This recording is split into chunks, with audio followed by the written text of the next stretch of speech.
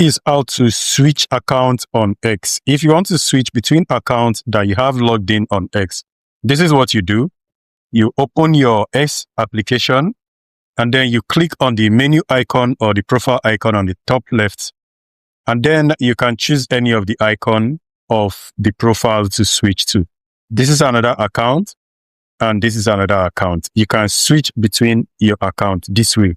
But then if you have not logged in yet and you want to switch, click on this area and then you click on the three-dotted icon right here. Click on the three-dotted icon and then you click on login to an existing account to log in, or you choose create a new profile to log in, making use of Gmail, and then you can use Gmail. And then after you logged in, they are all going to be displaying on this area so you can switch between them. So I hope this video is helpful. If it is, forget to smash like this video to see more of this. I will see you guys on the next one. Stay safe and peace.